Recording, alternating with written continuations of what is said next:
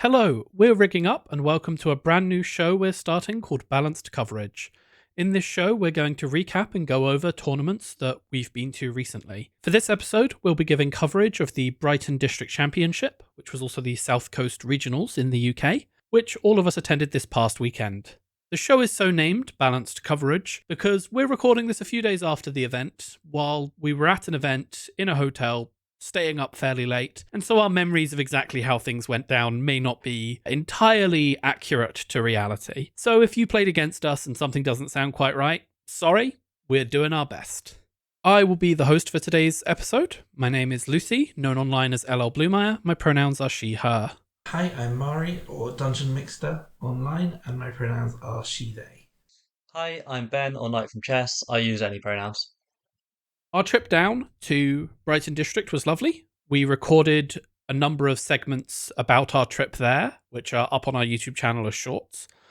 But we got to the venue proper, and we each had some goals we were looking for. All of us were hoping to maybe break into the top 4, though I quickly did the cut maths, and it came down to basically you needed to be X&1 or better, which with 6 rounds of single-sided Swiss is a tough ask, especially with some incredibly talented players in the field. I personally wanted to try and prove my Arasana deck is a real thing, something that I completely failed at, but we'll touch on that as we go over the games that I played.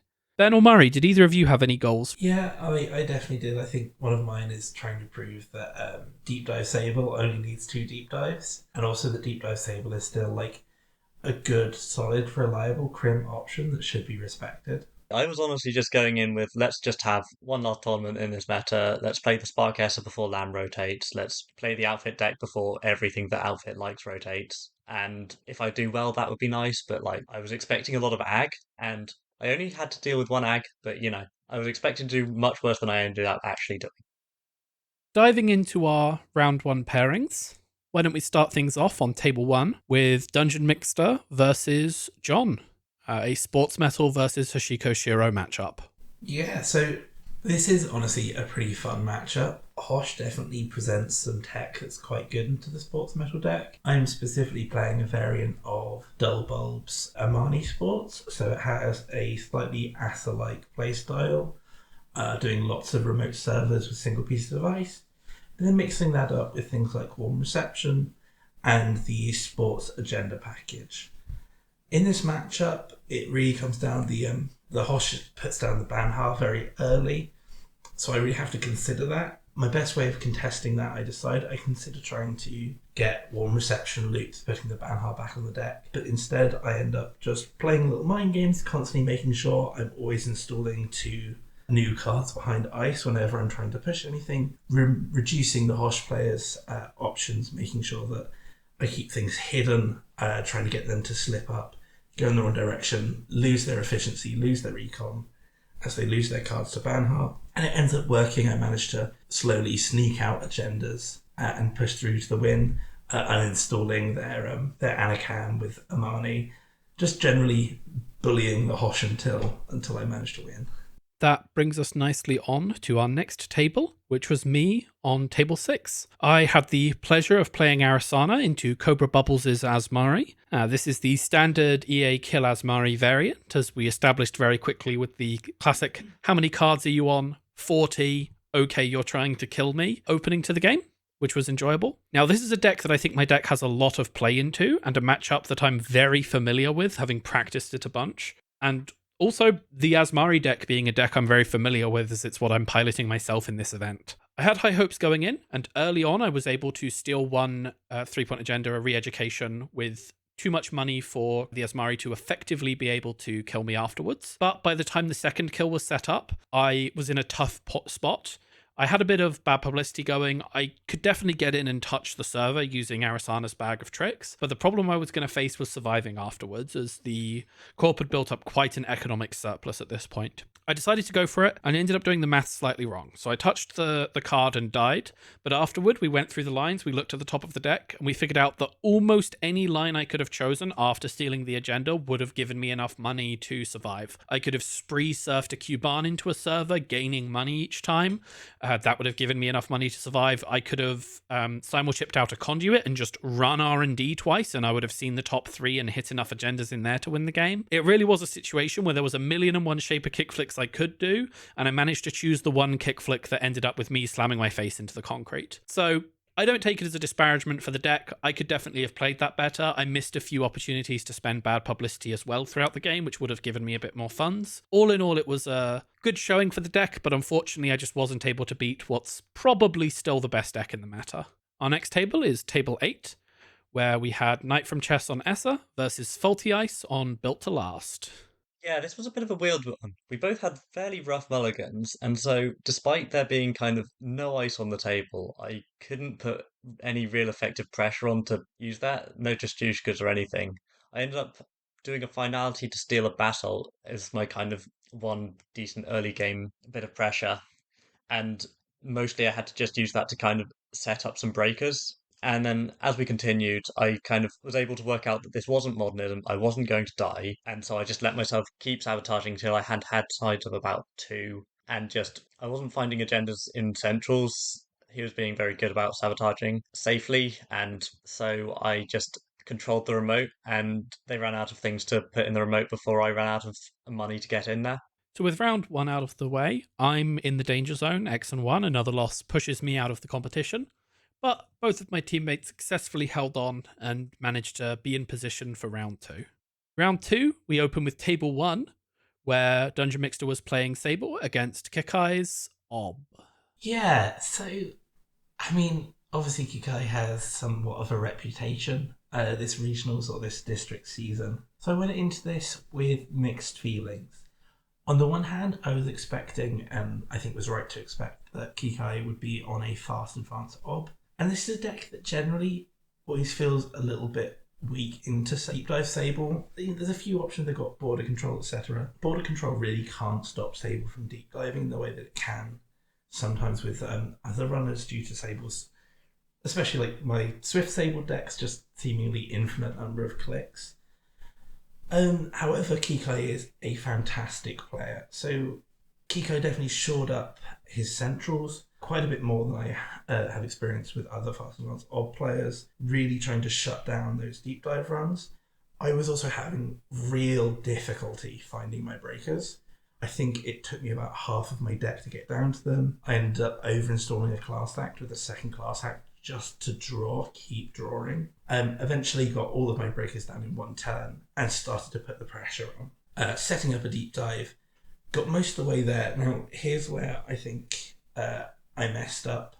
And after chatting with Kiko afterwards, I think the play that I made was reasonable, but I probably should have pushed harder. I got halfway through a deep dive, and Kiko popped a border control, keeping me out of R&D, and there was a further unrezzed ice in front of R&D. And my econ was looking a little bit weaker. I think I had a bravado in hand, so there's a chance that I could bravado R&D, keep the pace going, and try and pull off this deep dive, maybe with just one fewer click.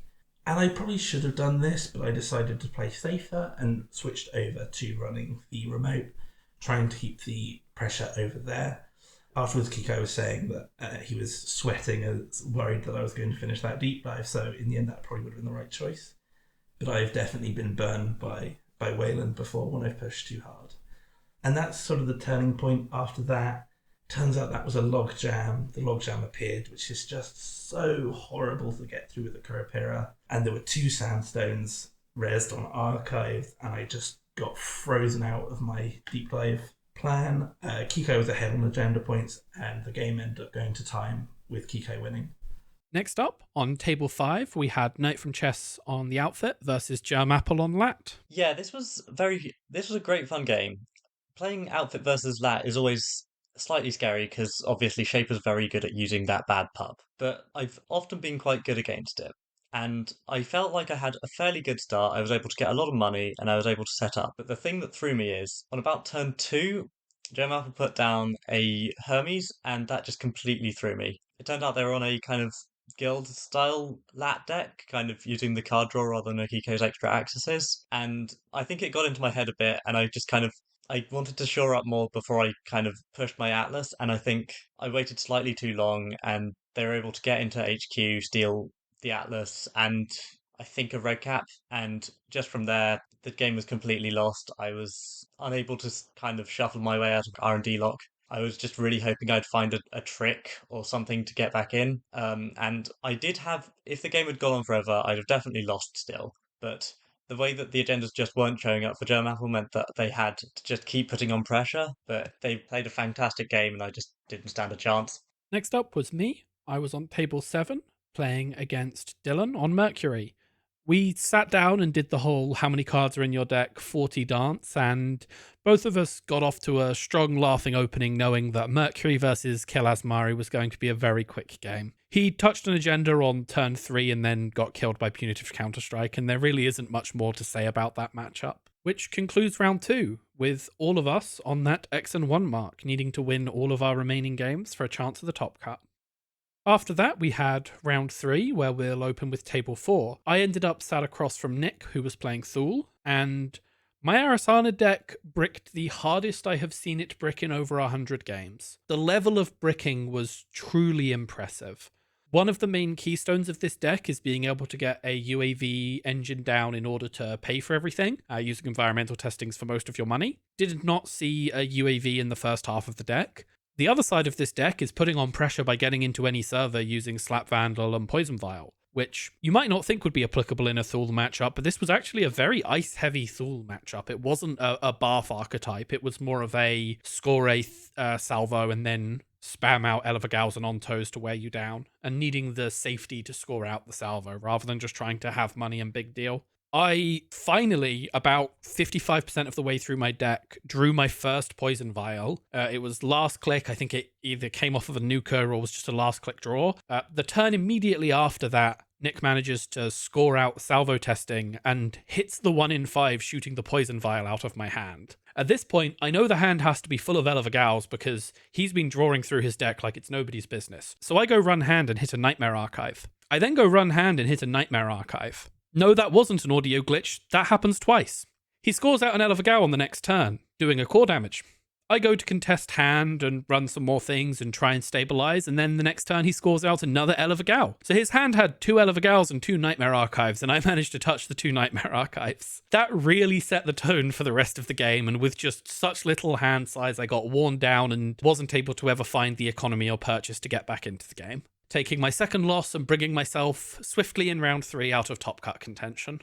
After that, on table 5, we have Knightfromchess versus Liam, who was playing Dow. Yeah, this was an interesting one. So, especially early on, I was not quite sure what the Dow was doing, other than the fact that I was expecting to see Hermes at one point, and I was quite lucky in that Hermes didn't show up until very late, if at all. That didn't mean that I felt less pressured because very early on he was able to get a nice burner into HQ and see a basalt. I was able to stop him from stealing the basalt by resing a trebuchet and just kind of he was able to save his echelon but not get in. But I had to just kind of play keep away until I was able to make them funds for my big deal to big deal out the basalt. And this left me in a kind of rough spot where I had a basalt scored rather than an atlas scored, and so I couldn't quickly tutor my win. Luckily, I was able to just get to 4 and just keep wheeling out red caps as I drew them, and then I had a very nice line on the last turn where I was able to basalt back a pivot and an audacity both out of the bin, one at the end of his turn and then one on my turn, and then score a red cap from inside the deck without any way to stop it. It was quite close at times and a very fun kind of bit of puzzle runner. And it was a great fun game. And then on table 8, Mari was running into Tom D. Idiot's Ob. This was another Fast Advance Ob deck, and I don't know if it's exactly the same as Kikai's. Certainly the cards I saw would suggest it's incredibly similar, if not the same. And I sat down for this matchup, the exact same matchup I just lost to Kikai, determined not to make the same mistakes. And much like you, Lucy, were having a pretty awful game in terms of draws, I think the same thing was happening to my opponent, with him agonising and then deciding to score out a slash and burn rather than keeping it for fast advance. Also, at one point, rezzing and cracking a virus while I had no viruses on the board. in order to play a wraparound on R&D when I had my Kurapira installed. To which point it's just giving me a barrier to farm. It really felt like my opponent was scrambling for some route forwards as I just sat there, touching cards, setting up. I ended up, I think, stealing a couple of agendas on a mid to early game deep dive, and then finishing the game off on a later turn while trying to set up my second deep dive, which I find happens quite often in the decks. One of my reasons I don't think triple deep dive is necessary in Sable. Yeah, it was, my opponent was having a bad time, I was having a very good time, and as a Crim player, my capacity to just absolutely eat into an opponent when they're not drawing the cards they're looking for always feels quite brutal. And with round 3 complete, Ben and Mari were still in top cut contention, and we joined up with Fee and Germapple, who was also still in top cut contention, and went and got a Greg's and a Subway and sat in the park and socialised. Meeting up with friends and enjoying yourself is one of the best parts of a Netrunner tournament. Probably, in many ways, more fun than the gameplay some of the time. After we had a nice lunch in the park, we headed back to the tournament for round 4. Our highest table placement in round 4 was Knightfromchess on table 2 versus Motion Blur's Ag Infusion, the matchup you were really hoping to avoid. Yeah, this was a scary one, but I found there's one surefire way to beat Ag Infusion. Just have them mulligan really badly. So it was a really scary looking mulligan that you hate to see it, where you've got kind of open spin, draw, don't ice anywhere. And I was able to put down light the fire, the spin, and then I stole 2 Fujis out of hand and then ran archives 1 or 2 turns later, and the entire game was just done in 5 minutes. It felt kind of, we've all been there. It was rough. I'm glad it wasn't me, but I do feel slightly bad to be the one eating into awful draws. Well, that's certainly one way to beat an Ag Infusion. Have them draw no ice. Our next highest table was DungeonMxter on table 7, corping against CJ's Zaya. Yeah, so this was a really interesting game for me. Actually, from the corp side for me, I think probably my most interesting game just because of the pattern of agenda stealing and scoring. So obviously, you know what's happening when a Zaya gets played against you. You're like, okay, I need to shore up HQ and R&D. They're going to just touch cards and win. I wasn't sure exactly what flavour of Zaya this was going to be. I was like, is this going to be Solomon-style self-defense Zaya, or is this going to be more like Evie, our friend's reg Zaya? And it did end up more on the reg side, which the Docklands Pass came down early, and I was struggling for econ quite heavily. I'd managed to get a Mike resed on R&D super early, so and Mike against a reg Crim deck, it's just an impenetrable barrier. You're not breaking that with a Shibboleth, especially as it turns out, if you hit threat really early, which the runner did, constantly just running hand, touching agendas. Specifically, a pattern of touching one agenda and a biotic labor that I think they must have looked at about 15 times across the game. So they got to 6 points, I want to say probably by about turn 5. It was terrifying. I think I was probably about maybe 3 points at this point, maybe not even that. And I just had to make sure, okay, I cannot make a single mistake. At no point after the point where they got to 6 points was an agenda left in hand. Constantly jamming, scoring out, making sure to be careful, keeping my agendas safe away in R&D, and just focusing on scoring out. I had wage workers on the table behind a piece of ice. I had a second wage workers unresed that I knew that it was there, so that economically they would struggle with stopping me from continuing that efficiency. We had warm receptions and spin doctors that I was using to cycle the spin doctor, just keeping everything going as fast and as brutally as possible. In the end, I managed to catch my way up to 5 points. From this point, I knew, and I assume to an extent they knew, because they'd seen this biotic labor in my hand, as I say, probably at least 10 times, that all I had to do was make money and find a 2-pointer and just win. And that's what I did. The turn came to me. I did a very interesting turn beforehand with working prototype, where I clicked it, res something, clicked it, res something, try and maximize my ability to get econ off of it. And then we just pressed every draw button that I could think of. Resed the spin doctor, de-resed it with warm reception, resed it again, used a a cohort going around to throw a card out, draw a new card, get me some econ. And there it was. I believe it was a Project Vitruvius, appeared in my hand, and 8 credits, which is enough to fast advance it with the Biotic Labour. And the game was mine, in a beautiful, dramatic finale of what was an incredibly stressful game for me. And I was sat next to you during this, over on table 8, where I was playing as Mari against Faulty Ice's Arasana. Now, myself and Faulty Ice have met up a few times at tournaments, and we have a little running joke where every single time we face each other, whatever deck I'm playing, whether it's a custom brew, whether it's literally the most winningest deck in the entire meta, as I was playing this time, no matter what, my deck finds a way to brick into him. And it's been consistently true at all of our events, and I'm sat there thinking, well, I've just had this extremely bricky game. Surely it can't happen again. And to be fair to me, it doesn't. I get the kill set up nice and early. It's the Hollow Man, re-education, single advance, and a bunch of ice. But Arasana's bag of tricks is able to run in and touch it. Now, I'm sat there with 1 punitive in hand, and I had table installed a Rashida earlier in the game. It never got interacted with. I assume that he just believed it to be a spin doctor, and I had it there ready to pop in case I needed to dig, and dig I did. I resed a Rashida, drew 4, played Sudden Commandment into Planogram by my click back, do another Sudden Commandment, and through all of this digging, I'm able to get through about 65, maybe 70% of my deck, and I do not hit the second punitive. I've had the first in hand all game, and I just cannot get to the second one to pull off the kill line. And from there, with the first one disarmed, at that point, it's just a matter of Arasana sitting back, selling things to Aesop's pawn shop, and having enough money to be safe by the time they need to contest the second one. I'm out of the game. We play the rest of it out, but we both knew it was pretty much over from the moment I couldn't draw my punitive. So, not the level of deck brickage I typically have against him, where my deck wouldn't have even given me the kill combo, but it did fail to deliver me the punitive on the one turn where it mattered. That concludes round 4. Going into round 5, we had table 1, where Ben was Corping versus Kikai's Hoshiko.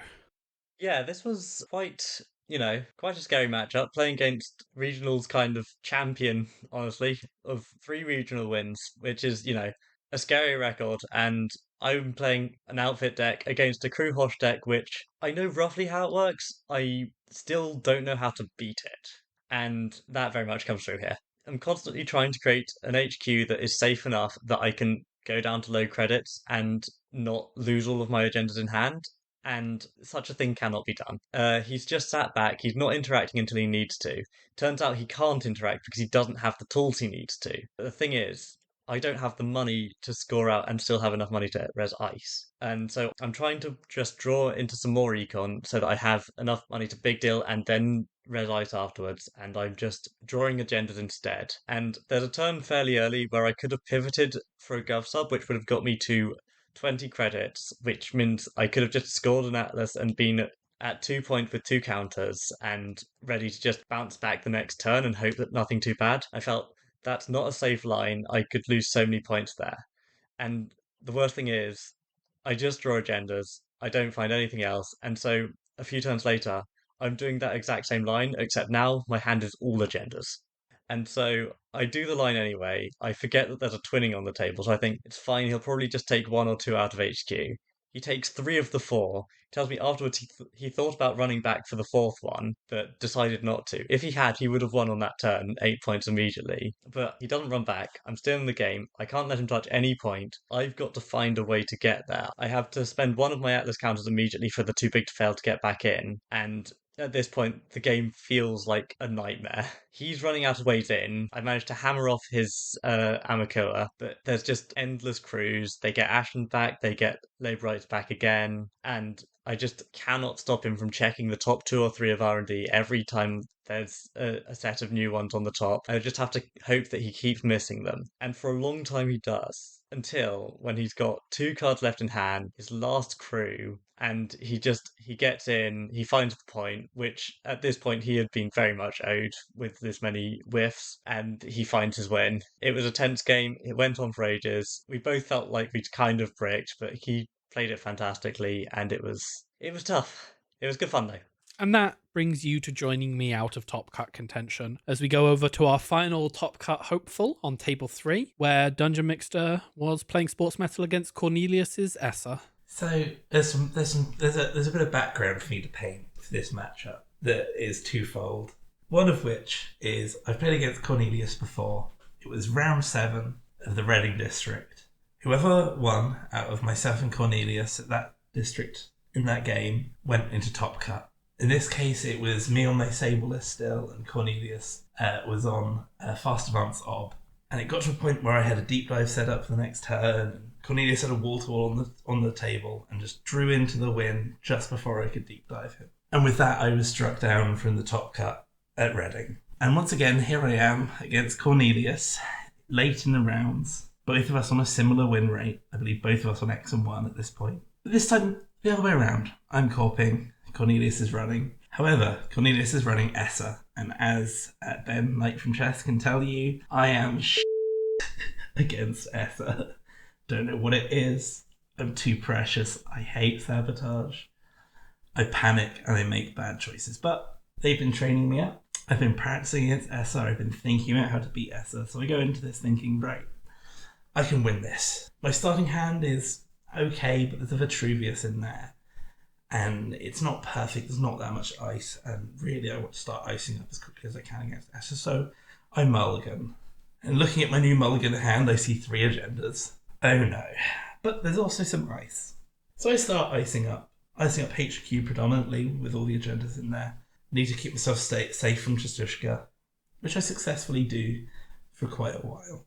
And, we keep drawing, looking for more ice, looking for economy pieces. We managed to get, I think, wage workers out on the table and these sorts of things. However, most of what we're drawing is more agendas. And I think it's about turn 3 where I look at my hand and my hand is 5 agendas. And I am panicking at this point because sabotage is coming straight off the top. And I'm thinking this will be fine. I sabotage off the top, I have 5 agendas in hand. There's going to be like barely any left in R&D. And yet, I sabotage off the top, and what do I see falling into my archives? Agendas. I got turn 1 finalitied as well, which I'm pretty sure Cornelius did steal at least 1 agenda.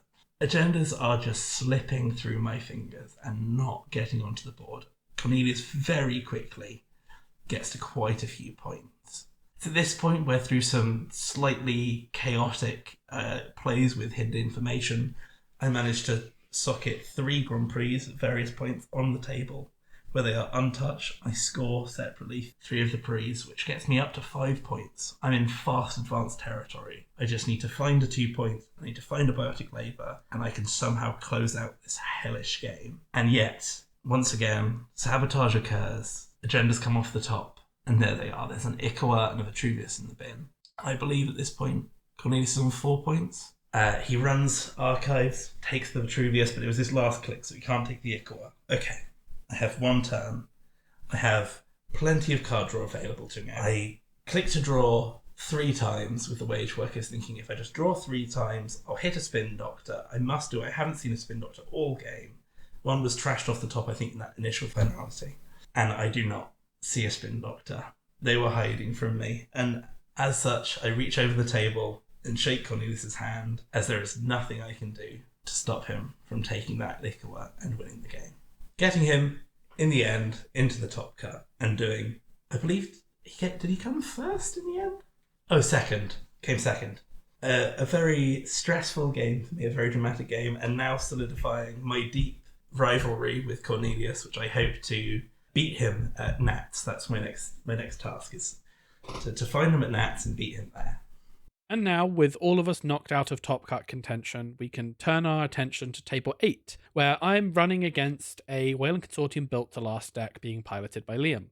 This matchup is weird. Once again, I'm unable to find a Poison Vial or a DJ Fenris to get me Quetzal, which is critical for this matchup. Very early on, I slam myself into 3 advanced dice expecting a logjam, and a big Hortum resolves because I'm unable to manufacture a Physarum Entangler from my hand through the fact that I removed it from my deck. Something that I still stand by as a good decision, but in that moment it hurt quite a lot, though I don't believe I had a Muse in hand at that point anyway, so it was a pretty locked-in scenario that was going to resolve. I get hard locked out by massive multi-end-the-run barriers and AI hate that I'm not able to slap Vandal through, and I'm just desperately trying to get my Poison Vial. And it all comes to a head after a load of money generation off of a wall-to-wall and advancing a load of things, that the Red Planet Couriers comes down and the 9 agenda counter Atlas gets scored out. And at this point I go, okay, game's effed. The 9 agenda counter Atlas is here. What do? We need to get Conduit down. We need to apply pressure. We need to win on centrals.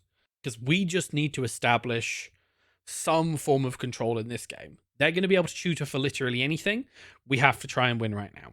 They score out their second Atlas after I'm able to get a little bit of pressure going on. I'm not able to steal anything though, just forcing them to res ice and trying to keep them a bit poorer. Second Atlas they score out, which also then has a couple counters on it from memory. I'm just overwhelmed at this point. I get myself set up for this big multi-conduit turn. I see a load of cards, and on the final run, I'm unable to touch any agendas at this point. On that final run, he pulls the trigger and just pulls every single agenda from deck to hand. And I go, cool, that's the game. Over to you.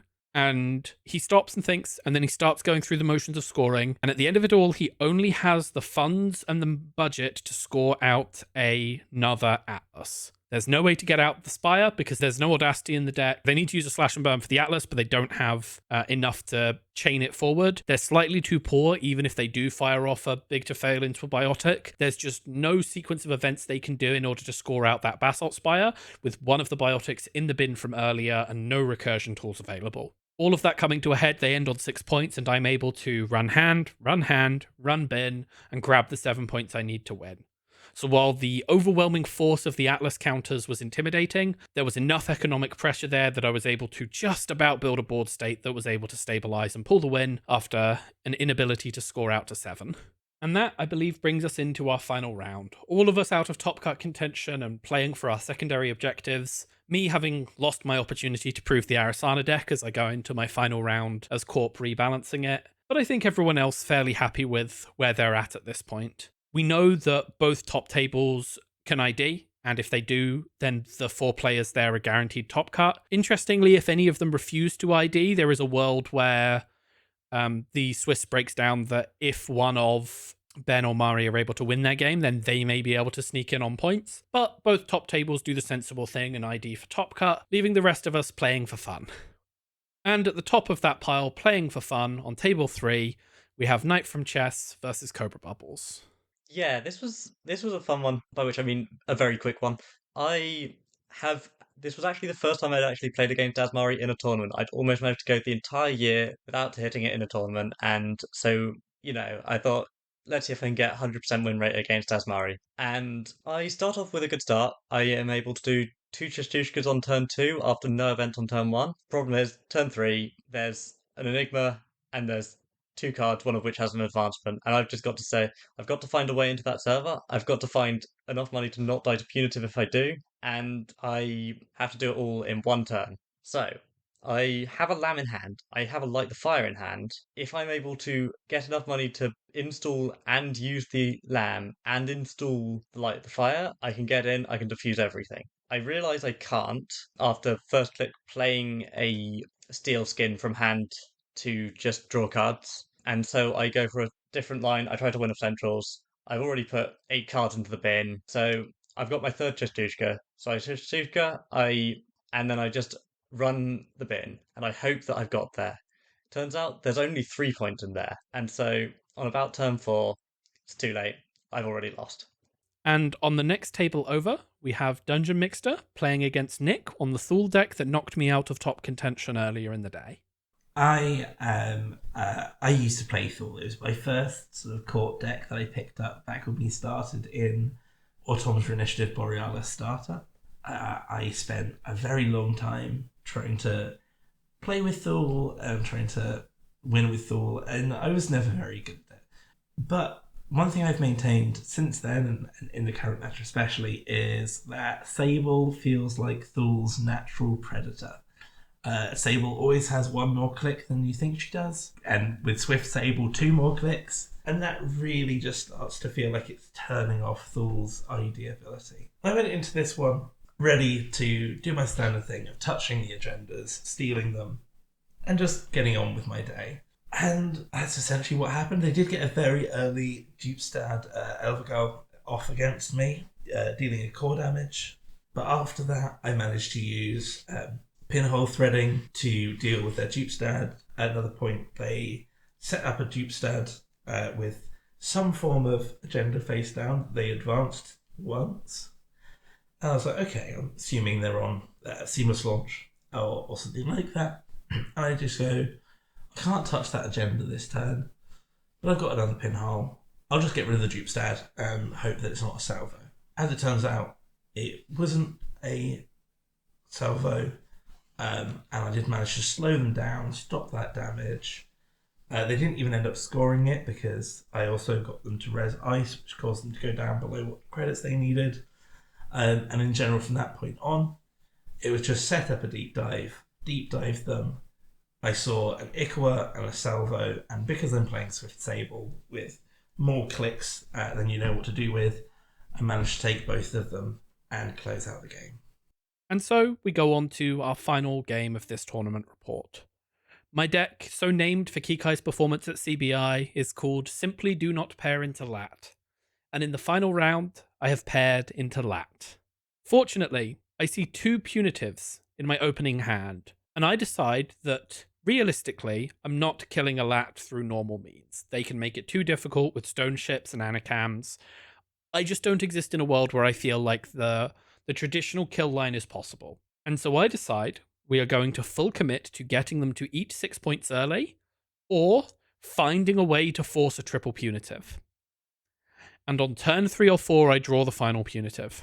Now at this point, I'm sat quite lucky, because Fee hasn't managed to get its Aesop's engine online, and so is actually sat quite poor. I'm able to push the double Hollow Man re-education kill line, forcing interaction. Fee runs and touches the agenda, stealing it. I do not have Neurospike. At this point, I'm mentally just not expecting that the killers even exists. This just exists to try and feed a 3-pointer, knowing that I'll be able to force through triple punitive. What I learned immediately after, when I drew the top card of my deck, is that I was about to draw into a Neurospike, and so the kill threat was real anyway. But with the agenda stolen, I was in position and able to play out all 3 punitives and land the triple punitive kill, something that I don't think I've ever done. I've done best 2 out of 3 punitives and have memorized the abhorrent maths in order to do that, but I was able to force through the triple punitive kill line with just a giant pile of money and land the 9 damage needed to get that Lat down to a dead number of cards in hand, rounding out the tournament with a win for the deck that does not want to pair into Lat against the Lat, which was my highlight of the event, I think. Does anyone else have any closing comments on the event?